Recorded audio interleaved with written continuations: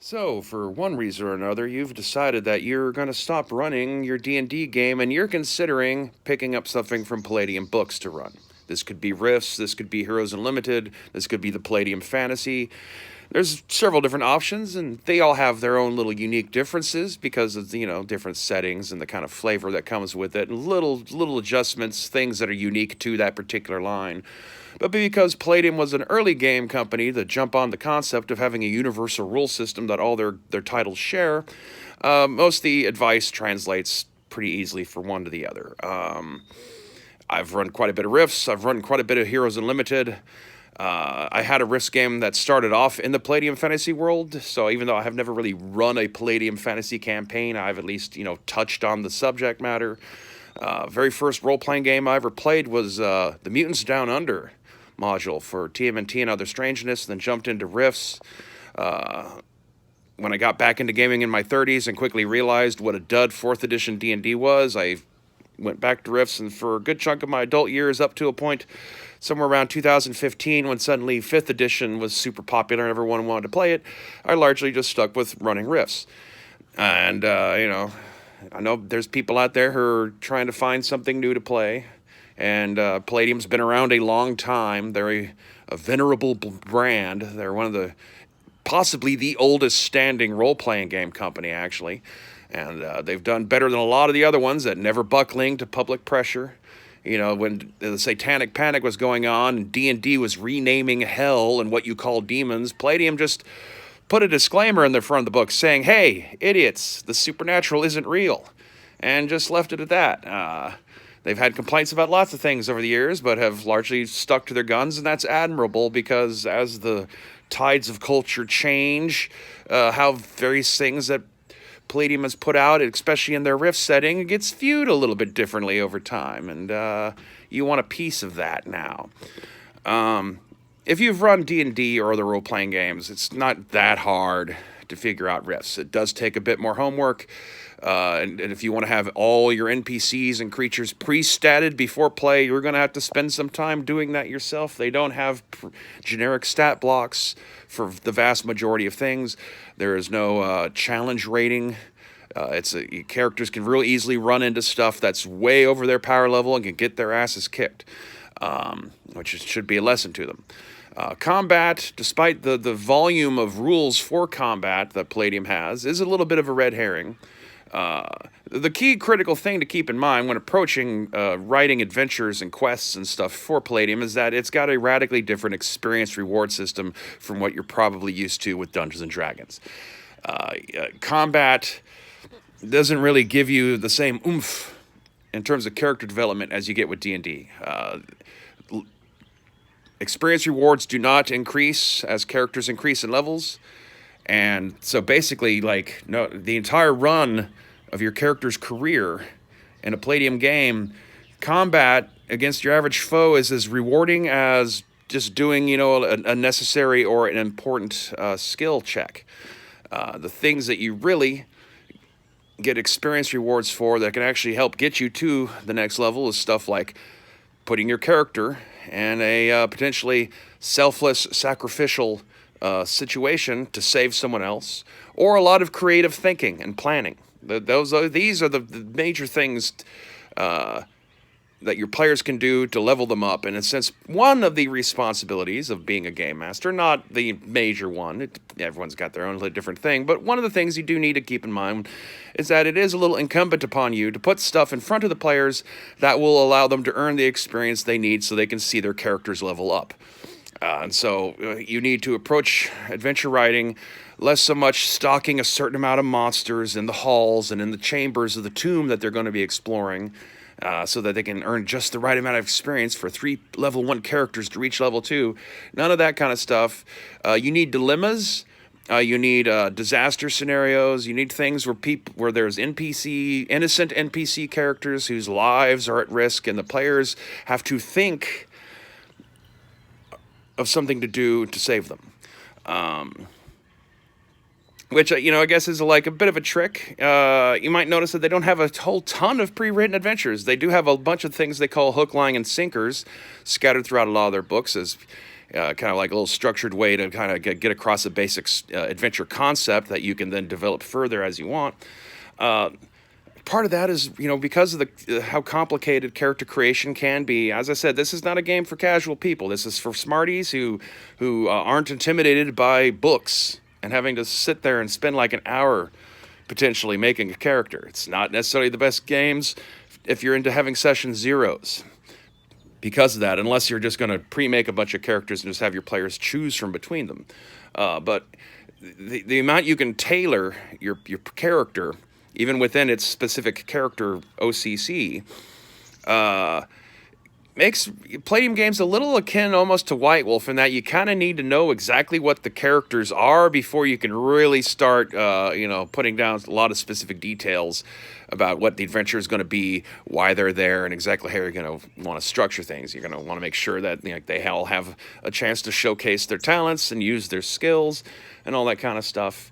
And it's not as generically formatted in the way that D&D is. D&D has this illusion that they have all these different, character classes to choose from to give you, different combinations of skills and abilities and stuff, but they're all kind of weirdly flat. There's descriptive text to make it seem like they're doing different things, but in many ways, they're all fairly identical and have the exact same kind of power creep progression thing going on. Rifts has a real steep learning curve. Your characters start off a bit tougher. They're not quite as wimpy as a first level D&D character is.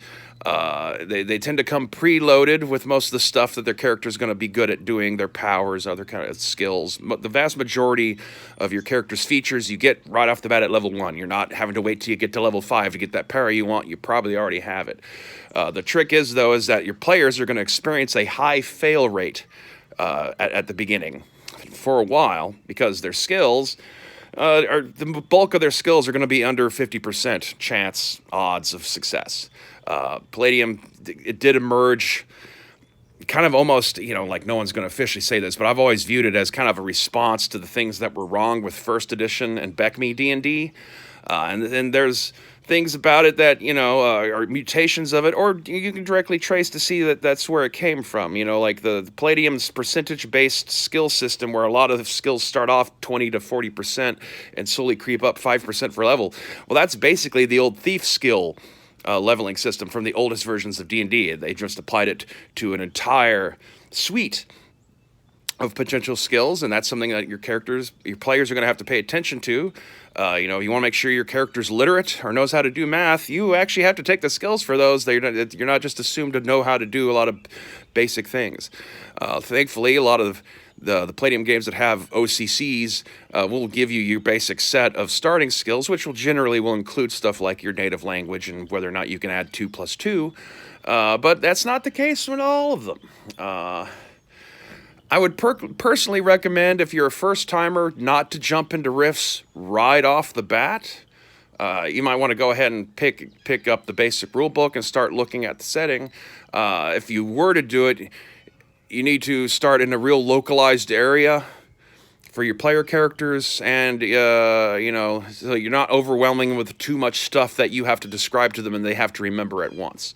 Just a small area, one town, one imminent threat, a couple of DB races, a few NPCs, just enough to get them started. They're not going to have to be stuck there for very long because unlike D&D, as I said, characters come pretty front-loaded. They come with a lot of basic equipment. A lot of character classes, especially in Rifts, will start off with vehicles, which means they can pick up and take off a lot easier than your D&D characters running around Phandalin on foot.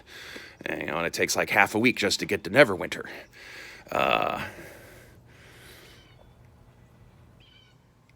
As a GM, like I said, it is going to take you more homework, or you're going to have to learn how to improvise these things in terms of coming up with stats on the fly. Most NPCs are not going to be needed to be created fully in the same way that player characters are. You're mostly just going to want to know what their hit points and SDC and some basic notes in their equipment and figure out like a simplified version of what their combat stats are. Combat in this game, a lot of people seem to find it intimidating. As I said, because of the fact that you aren't really rewarded that heavily for combat compared to other things, it is a bit of a red herring. You don't really need to be delving too much into those sorts of scenarios unless you and your players just happen to find it fun. I mean, there is always the fact that combat is one of the easiest scenarios to present in a role-playing game because combat does most of the things that you're looking for a role-playing game to do. Everyone's taking turns to make choices. They feel like their character's under threat, so that establishes tension. They have satisfaction for beating their foes and all that kind of stuff. It's just... this experience system is designed to train players to hopefully become more thoughtful people who stop and think about what their characters are doing instead of just running into that hole and start swinging a sword at the first thing they see. Because these games very much will have NPCs that will flip things around on the characters rather quickly if they're not being careful.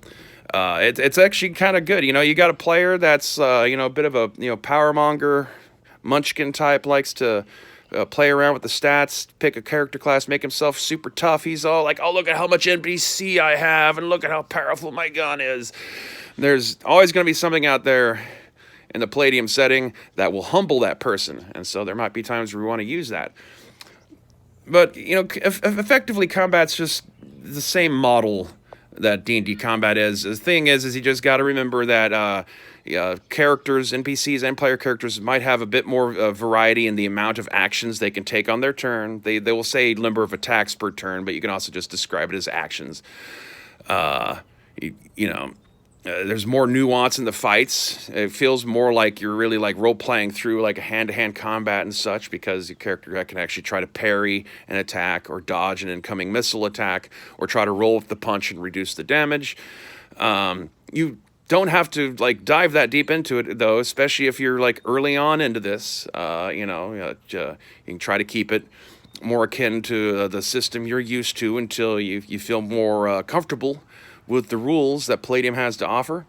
That's also why I say, like, maybe not jump right into Rifts or another setting that uses mega damage or modern ranged weapons. Start off with Palladium Fantasy, for instance, especially if you're used to D&D and you're already used to those sorts of tropes and how to go about writing those adventures. They're not going to be that much different. It's just the main key is that if you want to be able to help your players level up, you need to give them dilemmas they have to think around, less so things they have to hack their way through. And I guess that's about enough starting device for now. Check out links. Go to DriveThruRPG. Check out Total Party Skills. Hit like and subscribe. Ring bells. Do all the things. And stay waspinated.